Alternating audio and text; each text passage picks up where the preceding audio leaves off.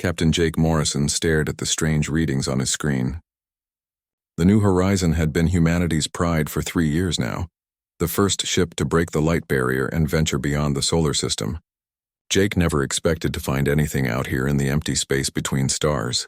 Earth scientists had told him the galaxy was probably empty, just rocks and gas floating in the dark. He was wrong.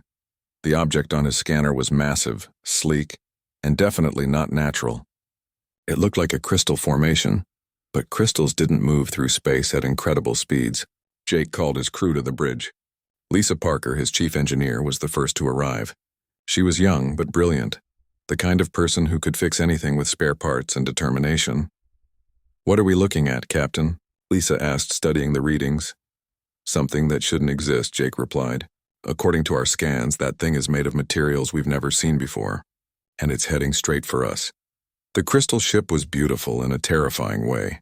It sparkled like a diamond but moved with purpose and intelligence. Jake tried to contact it using every frequency they knew. For a long moment there was only silence. Then the ship responded. The voice that came through their speakers was unlike anything human. It sounded like wind chimes mixed with electronic music. The translation software struggled to make sense of it, but eventually words appeared on their screen. "Unknown vessel, you are in restricted space. Prepare to be scanned and processed according to hegemony law." Jake looked at his crew. They had trained for many situations, but first contact with aliens wasn't one of them. He decided to be honest and direct. "This is Captain Jake Morrison of the human vessel New Horizon. We come in peace and mean no harm. We're explorers from the planet Earth." There was another pause. When the alien voice returned, it sounded confused. "Human? We have no record of this species. Your technology appears primitive, yet you have achieved faster than light travel. This is unusual." Before Jake could respond, his ship's alarm started blaring. The alien vessel was scanning them with some kind of energy beam. Lisa's hands flew over her controls as she tried to understand what was happening. "Captain, they're trying to shut down our systems," she reported. "Some kind of electromagnetic pulse, but stronger than anything we've ever seen. Can you stop it?" "I'm trying, but their technology is way ahead of ours." Lisa's fingers moved faster than Jake had ever seen. "Wait, this is weird. Their pulse is designed to shut down circuits, but our quantum processors aren't responding the way they expect." The alien ship seemed surprised too. The energy beam intensified, but the New Horizon remained fully operational. Jake could see his crew's confusion turning to determination. Whatever these aliens wanted, humanity wouldn't go down without a fight. "Captain," Lisa called out, her voice excited and terrified at the same time. "I think I can turn this around.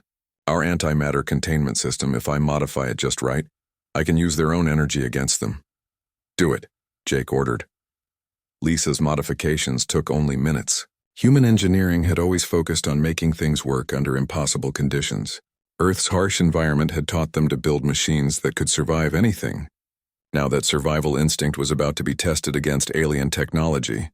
The beam that shot out from the New Horizon was nothing like the pretty crystal lights of the alien ship. It was raw, violent energy that seemed to tear at the fabric of space itself. When it hit the alien vessel, something impossible happened. The crystal ship didn't just explode or break apart. It seemed to dissolve, its very atoms coming apart one by one. The process was slow enough that Jake could watch it happen, but fast enough that there was no escape for the alien crew. Almost no escape. A small pod ejected from the dying ship just before it completely vanished. The pod's occupant was transmitting frantically in its musical language. Jake ordered his crew to record everything but not to pursue. They had won this encounter, but he suspected it was only the beginning. After the pod disappeared into hyperspace, Jake's crew gathered in the ship's meeting room. Everyone looked shaken. They had just destroyed a vessel with technology far beyond their own, using principles they barely understood. "How did we do that?" asked Dr. Sam Rodriguez, the ship's science officer. Lisa pulled up her modifications on the main screen. "Honestly, I'm not entirely sure. I just followed my instincts. Something about their energy beam felt familiar, like our antimatter experiments back on Earth." "The aliens seemed shocked that their pulse didn't work on us," Jake observed. "They expected our ship to shut down immediately." Dr. Rodriguez nodded slowly. "Our technology development has been different from what they expect. We've been isolated out here on the galaxy's edge, forced to solve problems in our own way. Jake thought about Earth's history. Humanity had faced extinction so many times, from ice ages to nuclear wars to asteroid impacts.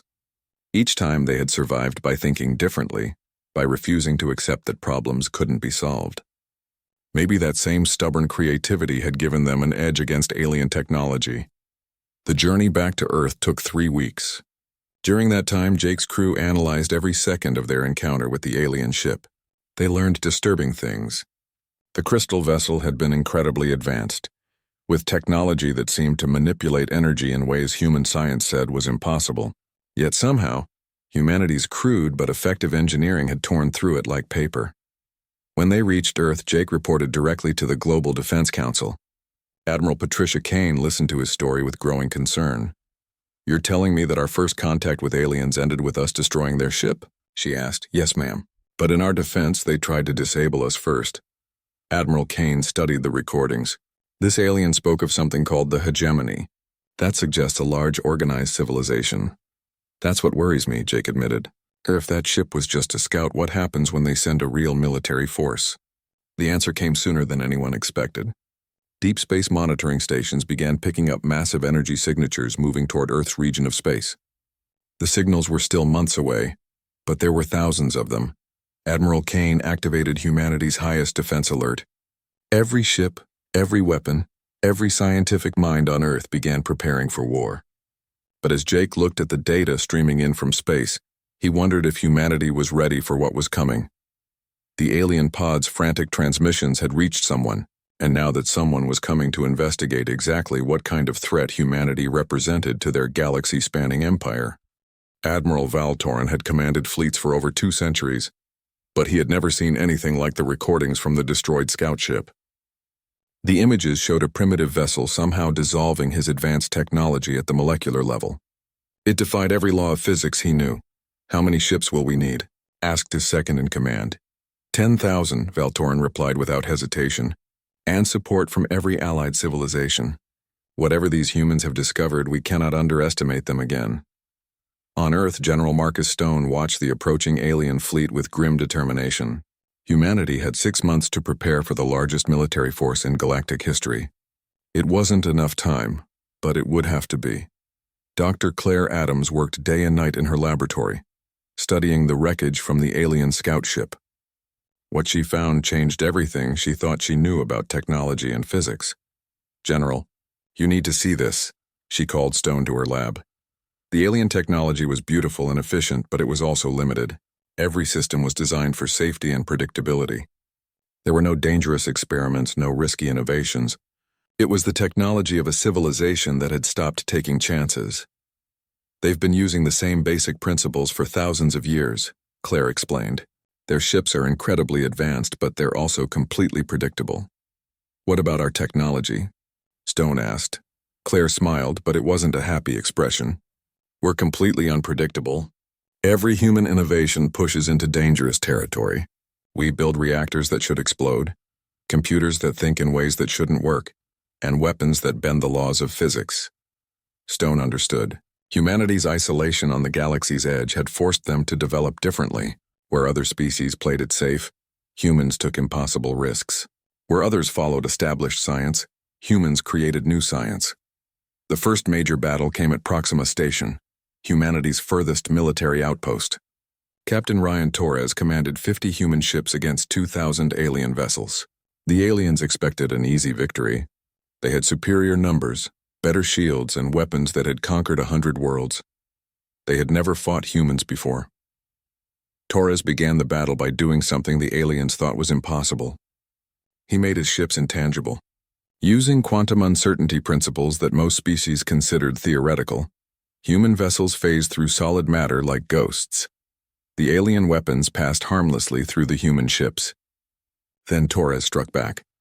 Human weapons didn't just destroy enemy vessels. They reached into the atomic structure of matter itself, unraveling the bonds that held the alien ships together. Some weapons created tiny black holes that swallowed entire sections of the enemy fleet. Others manipulated space-time, causing alien ships to age decades in seconds. But the most terrifying human weapon was their unpredictability. Torres used tactics that the alien computers couldn't calculate. He moved his ships in patterns that seemed random, but followed human intuition. When alien admirals tried to predict his next move, they failed because Torres wasn't following any logical plan. He was improvising, adapting, creating new strategies moment by moment. The battle lasted 4 hours. When it ended, 2,000 alien ships had been destroyed. Not one human vessel was lost. The recordings of the battle sent shockwaves across the galaxy. Alien civilizations that had ruled for millennia watched in horror as their most advanced fleets were torn apart by weapons that shouldn't exist and tactics that made no sense. Several smaller civilizations immediately surrendered, begging to become human protectorates. Others began developing their own desperate defense plans. But the core worlds of the Galactic Empire refused to believe that primitive humans could really threaten their ancient power. Dr. Adams made another disturbing discovery while studying captured alien technology. She found records of dozens of species that had once been innovative and dangerous. All of them had eventually settled into safe, predictable patterns. It was as if the galaxy itself encouraged civilizations to stop taking risks. Every species hits the same wall, she explained to General Stone. They reach a certain level of technology and then stop innovating. They become satisfied with what they have. Why hasn't that happened to us? Because we're still fighting for survival, Adams replied. Every other species in the galaxy has been safe for so long that they've forgotten how to adapt. We've never been safe. Earth has tried to kill us with ice ages, meteor impacts, volcanic eruptions, and nuclear wars. We've never had the luxury of playing it safe. Stone understood the implications. Humanity wasn't just technologically different from other species. They were evolutionarily different. While other civilizations had become comfortable and predictable, humans remained dangerous and unpredictable. The second major battle occurred when the main alien fleet reached Earth's outer defenses. Admiral Susan Blake commanded the Sol Defense Grid, humanity's most advanced military installation. The alien fleet numbered 50,000 ships, more firepower than had ever been assembled in galactic history. Blake activated weapons that existed in multiple dimensions simultaneously. Space mines that lived in quantum superposition until enemy ships triggered them. Gravitational weapons that created instant black holes, energy cannons that fired concentrated starlight. But the most powerful weapon was the Sol cannon itself. Human engineers had found a way to focus the entire output of Earth's sun into a directed beam. When Blake fired it, the beam didn't just destroy the alien fleet. It continued traveling across the galaxy, passing through 17 star systems and causing panic on hundreds of worlds. The message was clear. Humanity could reach any target in the galaxy instantly. The alien fleet commander, Admiral Kethvar, managed to send one final transmission before his flagship was destroyed. Impossible. They have weaponized forces that exist only in theory. How did they learn to harness the fundamental energies of creation? On Earth, President Nathan Cross convened an emergency meeting of humanity's leaders. Dr. Kevin Santos presented findings that worried everyone in the room. Our technology is advancing faster than we can control it, he reported. Military research teams are creating weapons they don't fully understand. We've accidentally built devices that can manipulate time, others that access parallel dimensions. The most disturbing incident had occurred the previous week. Colonel Amy Foster's team had created a weapon that didn't just destroy matter. It erased it from existence, making it so that it had never existed in the first place. When they tested it on an asteroid, the gravitational effects suggested they had removed not just the matter, but the space-time it occupied. We're approaching the ability to edit reality itself, Santos concluded. President Cross looked around the room at humanity's greatest minds. They had won 2 impossible battles against overwhelming odds. They had proven that human technology could defeat anything the galaxy could throw at them, but they were also discovering that human technology might be too dangerous for the universe itself to contain. Outside the meeting room, reports continued to arrive from across human space. Alien civilizations were surrendering in growing numbers. Others were fleeing to the far edges of the galaxy, and a few were planning desperate final attacks, believing that humanity had to be stopped before they destroyed everything. The war was far from over. But for the first time, the question wasn't whether humanity could survive. The question was whether anything else could survive humanity. The galaxy was breaking apart, not physically, but politically and socially. The destruction of two major alien fleets had shattered the confidence of civilizations that had ruled for thousands of years. Some species fled to distant stars. Others desperately tried to negotiate with humanity. A few planned one final, suicidal attack. Ambassador Kate Phillips sat across from the alien diplomat Zara Lynn in the neutral station Haven's Rest. The meeting room was carefully designed to accommodate both human and alien biology, but nothing could bridge the gap of fear between them.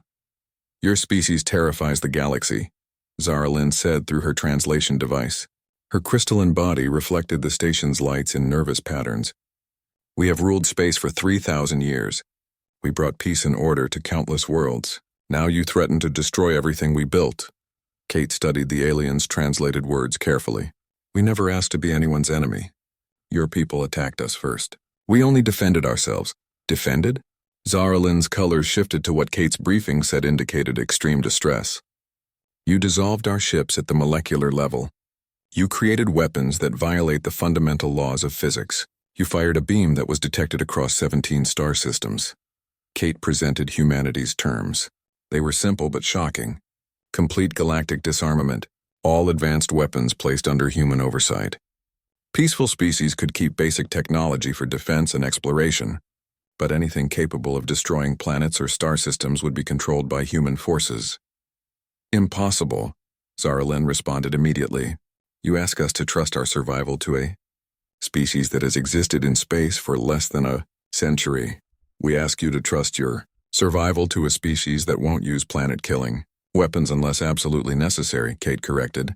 "Can your leaders say the same?" The meeting ended without agreement. Within days, the Vorthan Empire decided to test humanity's resolve with a preemptive strike on Earth itself. Admiral Susan Blake watched 50,000 Vorthan ships approach the Sol system. It was the largest fleet ever assembled, carrying enough firepower to crack planets and boil away atmospheres. The Vorthans had studied human tactics and believed they had found weaknesses to exploit. They were wrong. Blake commanded defense systems that existed in multiple dimensions simultaneously. The aliens saw one layer of human defenses and planned to overwhelm it with superior numbers.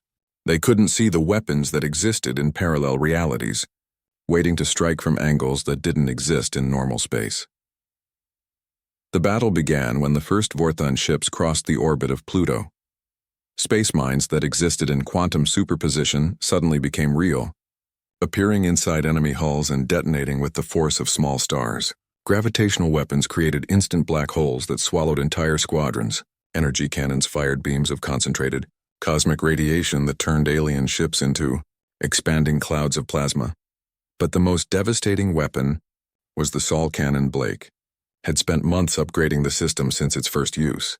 Now it could channel not just the sun's energy, but the gravitational forces of the entire solar system. When she fired it, the beam didn't just travel through space. It traveled through space-time itself, arriving at its target before it was actually fired. The Vorthan fleet ceased to exist in less than 3 minutes. The Sol cannon's beam continued its journey across the galaxy, passing through star systems and causing massive energy readings on every sensor array in known space. 17 different civilizations detected power levels that exceeded their ability to measure. Some of their scientists went insane trying to understand how such energy levels were possible. The message was unmistakable. Humanity could reach any target anywhere in the galaxy, instantly and with overwhelming force. On Earth, President Nathan Cross met with his top advisors in the Situation Room deep beneath the Capitol. The reports coming in from around the galaxy painted a picture of total chaos. Some civilizations were evacuating entire star systems. Others were building desperate defenses. A few had simply stopped all communication with the outside universe. Dr. Kevin Santos presented his latest findings with obvious fear. "Mr. President, our military research has moved beyond anything we can safely control. We're creating weapons that we don't understand using principles that shouldn't exist." The most disturbing incident had occurred just 3 days earlier. Colonel Amy Foster's research team had been experimenting with matter manipulation when they accidentally created something that violated the basic structure of reality. "It's not just a weapon," Colonel Foster explained via secure video link. "It's something that erases matter from existence, not destroys it, not converts it to energy, but makes it so that it never existed in the first place." They had tested the device on an abandoned asteroid. The asteroid didn't explode or vaporize. It simply wasn't there anymore, as if it had never existed. But the gravitational effects in the area suggested something even more disturbing. They hadn't just removed the matter. They had removed the space-time that the matter had occupied. "We've created a weapon that can edit the past," Foster continued. "If we use this on a planet, it wouldn't just destroy that world. It would be as if the planet had never formed in the first place. The entire history of that solar system would change." Dr. Santos pulled up additional data. "That's not the worst part. We have 12 other research teams working on similar projects. Some are trying to manipulate time directly. Others are accessing parallel dimensions. One team claims they've found a way to rewrite the laws of physics in localized areas." President Cross felt the weight of responsibility crushing down on him. Humanity had gained the power to defend itself, but that power was growing beyond their ability to control it. They were approaching the ability to unwrite reality itself. Outside the meeting room, reports continued to arrive from human outposts across the galaxy. The alien civilizations were in complete disarray. Some were fleeing to distant galaxies. Others were planning desperate attacks using weapons they had never tested. A few had simply shut down all their technology and were trying to become invisible to human detection. But the most disturbing report came from the Deep Space Monitoring Station at Alpha Centauri. Long-range sensors had detected something massive moving in the void between galaxies. Something old and powerful that had existed since the universe was young. "The Ethereal Collective," whispered Dr. Adams when she saw the data. "According to the alien databases we captured, they're beings of pure energy who existed before matter formed into planets and stars. They've been watching the galaxy for billions of years, but they've never interfered directly. Until now." President Cross observed grimly. The ethereals were coming, and according to the fragmentary alien records, they had the power to collapse space-time itself if they believed a threat was too dangerous to contain. Humanity had proven they could defeat any conventional military force in the galaxy. But now they faced something that existed outside the normal rules of reality, something that had watched civilizations rise and fall for billions of years, something that had apparently decided humanity was too dangerous to be allowed to exist. The war for survival was about to become a war for the right to exist at all. And humanity's greatest weapons might not be enough to win against an enemy that could rewrite the fundamental structure of the universe itself. The Ethereal Collective had existed since the galaxy was young. They were beings of pure energy who had watched civilizations rise and fall for billions of years. They had never interfered directly in galactic affairs, content to observe and record the endless cycle of birth and death among the younger species, until humanity appeared. Commander Tyler Brooks piloted his scout ship Edgewalker through the void between star systems, monitoring the strange energy patterns that had been detected near the galactic core. His ship was equipped with humanity's latest innovation, consciousness-based navigation that allowed travel through dimensions of thought rather than normal space. The readings he discovered chilled him to the bone. "Command, this is Brooks," he transmitted back to Earth. "The aliens aren't just planning another military attack. They're planning to collapse space-time around our entire region of the galaxy." The intercepted communications were fragmentary, filtered through translation systems that struggled with concepts beyond normal physics. But the message was clear. The remaining galactic civilizations had united in something called the Cosmic Concordat, led by the ancient Ethereal Collective.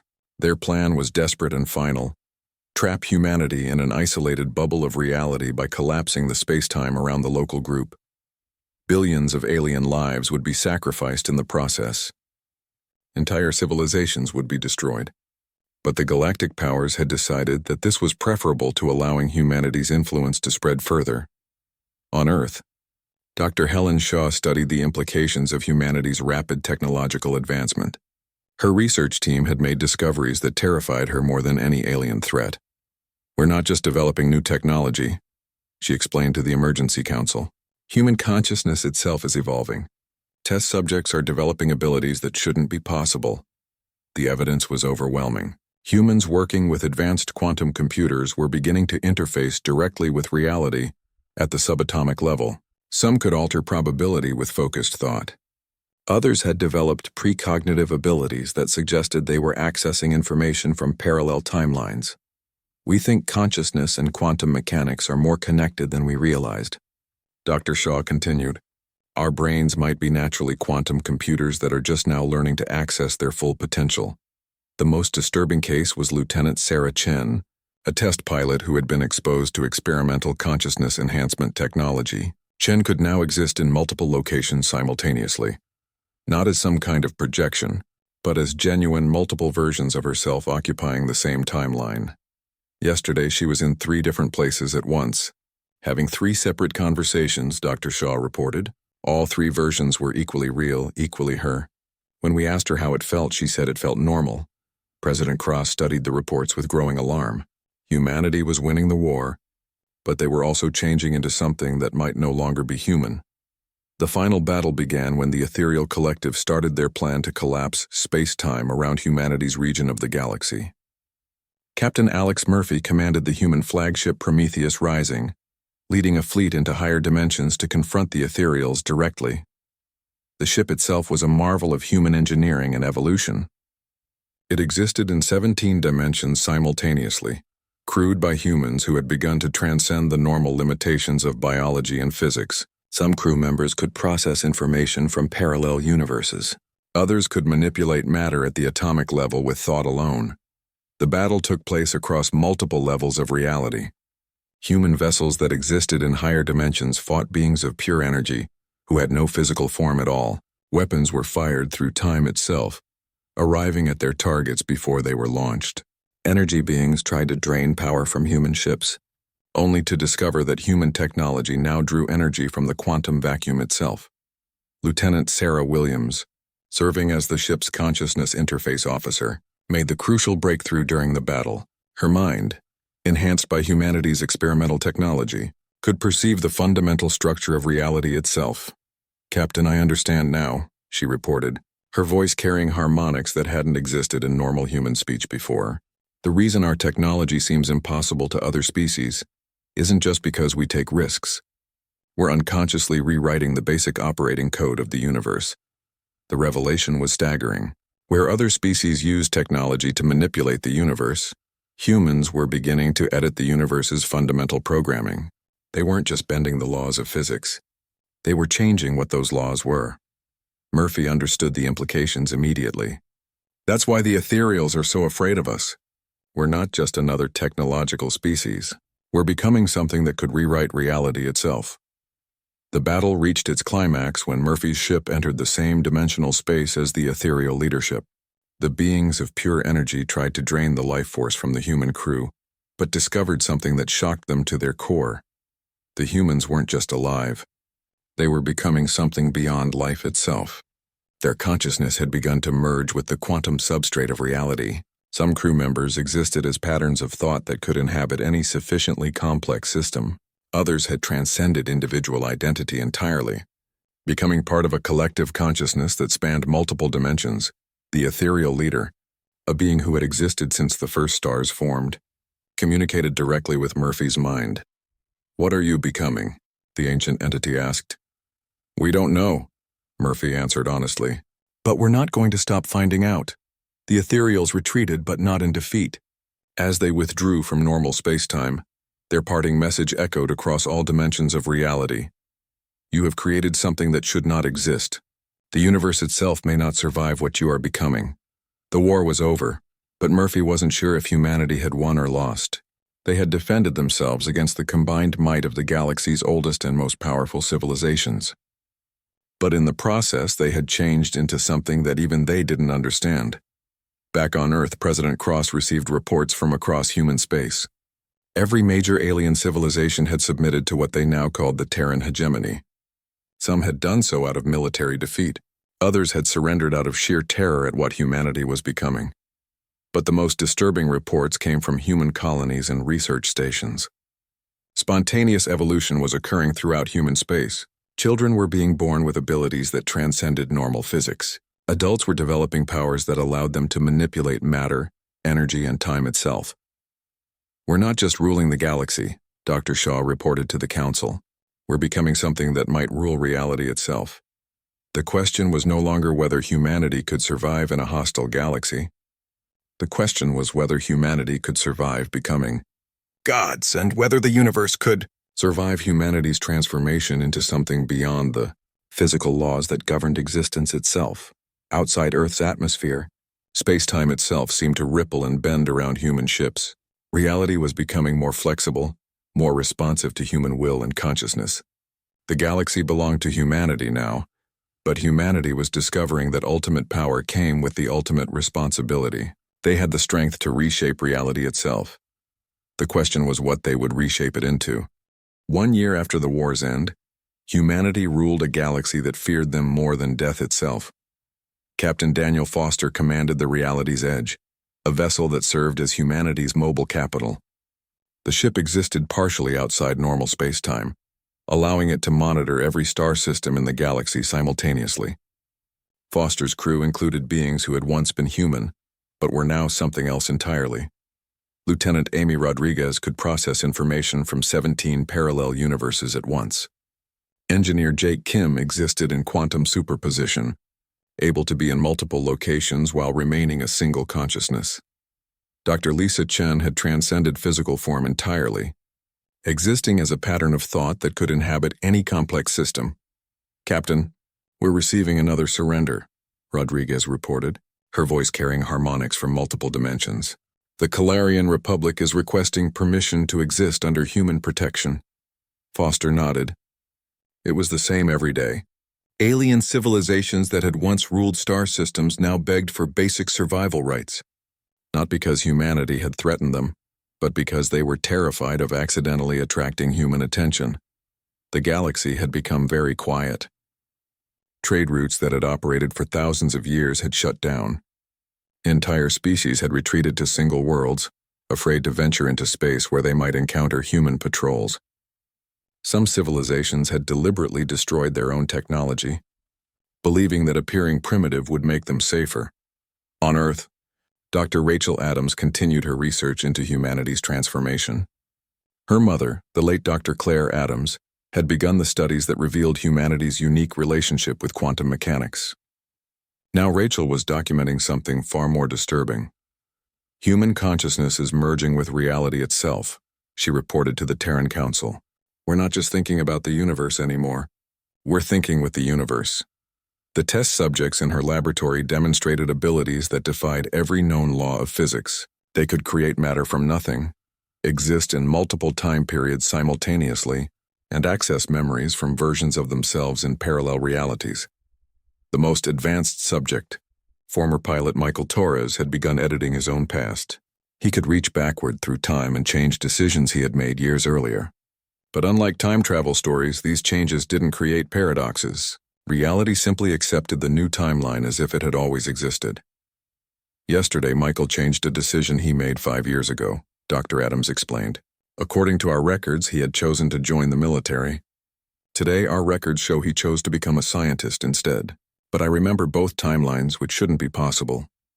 President Helen Cross was one of the few world leaders who had refused the consciousness enhancement procedures. She remained baseline human while governing a species that was rapidly becoming something beyond human understanding. "How many of us are still recognizably human?" she asked during the council meeting. "Fewer every day," Dr. Adams replied honestly. "The transformation is accelerating. We estimate that within 5 years, baseline humans will be a minority of our own species."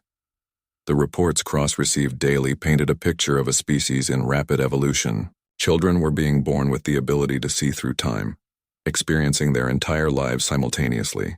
Adults were developing hive-mind connections that allowed them to share consciousness across vast distances.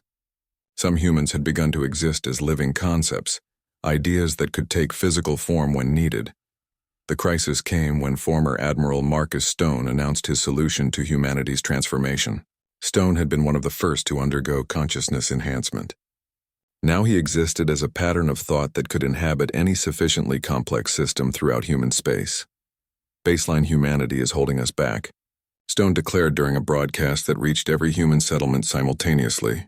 "We have the power to ascend our entire species, to free everyone from the limitations of flesh and individual consciousness." Stone's followers had grown in number and power. They called themselves the Ascended, and they could move through reality like thoughts through a mind. They proposed forcibly evolving every human, regardless of individual choice, believing that physical existence was an outdated limitation. We could end death, end suffering, end the loneliness of individual consciousness, Stone continued. Why should we allow fear to prevent us from becoming what we're meant to be? President Cross faced the most difficult decision in human history. Half her species wanted to transcend physical existence entirely. The other half wanted to remain recognizably human, and both sides had the power to reshape reality itself. The conflict escalated when Stone's faction began construction of a device that would merge human consciousness with the galaxy's quantum field. The Ascension engine would forcibly evolve every human in the galaxy, transforming them into beings of pure thought and energy. Captain Julia Hayes commanded the final stand, one of the last ships crewed entirely by baseline humans. Her mission was to stop the Ascension engine before it could activate. But she was facing opponents who could manipulate time, space, and matter with thought alone. How do you fight people who can edit reality? Her first officer asked. By remembering what it means to be human, Hayes replied. The final battle took place not in normal space, but in the dimensions of thought and consciousness where the Ascended had built their device. Hayes led her crew into a realm where abstract concepts had physical form, and ideas could kill as surely as bullets. The Ascension engine was a structure that existed in pure mathematics, a device built from living equations that could rewrite the fundamental nature of consciousness itself. Stone's followers defended it with weapons made of crystallized time and shields constructed from paradox. But Hayes had one advantage. Her crew was still human in the most basic sense. They still experienced fear, doubt, and determination as individual emotions rather than collective calculations. And somehow, in a realm governed by consciousness itself, that individuality gave them strength. The battle climaxed when Hayes confronted Stone directly in a space that existed between thoughts. He had become something beautiful and terrible, a being of pure intellect unbound by physical limitations. You cannot stop evolution itself, Stone told her. Humanity is becoming something greater. Why do you fight to preserve something as limited as individual consciousness?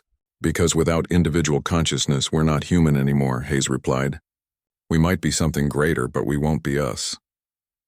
Hayes destroyed the Ascension engine not with advanced weapons, but with a simple explosive device built using century-old technology. In a realm where reality responded to consciousness, sometimes the most effective weapon was the one that didn't think at all. The explosion didn't just destroy the device. It created a permanent barrier in the quantum substrate of reality, preventing any future attempts at forced consciousness evolution. Humanity survived the crisis, but they remained fundamentally changed. The galaxy belonged to them now, but it was a galaxy ruled by beings who were struggling to remember what they had once been. President Cross, still baseline human, looked out at the stars from her office window. Human ships moved between dimensions like thoughts through a vast mind. Human colonies existed in multiple realities simultaneously. Human citizens could manipulate matter, energy, and time itself, but they were still somehow recognizably human. They still made individual choices. They still experienced individual emotions. They still struggled with questions that had no easy answers. The final challenge came from an unexpected source. Deep space monitors detected signals from beyond the galactic rim, messages that suggested humanity's evolution had attracted attention from entities that existed outside reality itself.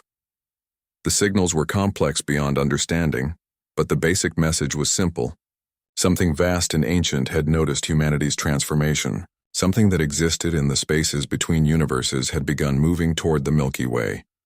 Whatever had sent those signals existed on a scale that made the ethereal collective look like children. It was something that had watched the birth and death of entire universes, and it was coming to investigate what humanity had become. Captain Hayes, now commanding humanity's deep space defense forces, studied the incoming signals with growing concern. We've become so powerful that we've attracted the attention of things that live outside reality itself, she reported to Earth. The question is whether we're strong enough to face what's coming, or whether we've finally met something that makes us look primitive. Humanity had gained the power to burn civilizations to ash. They had transcended the limitations of biology and physics. They had become the masters of their galaxy. But the universe was vast, and humanity was about to discover that even gods could find themselves facing something greater than themselves. The signals from beyond the rim continued to grow stronger. Something was coming. Something that existed beyond the boundaries of space, time, and reality itself. Humanity's greatest test was yet to come.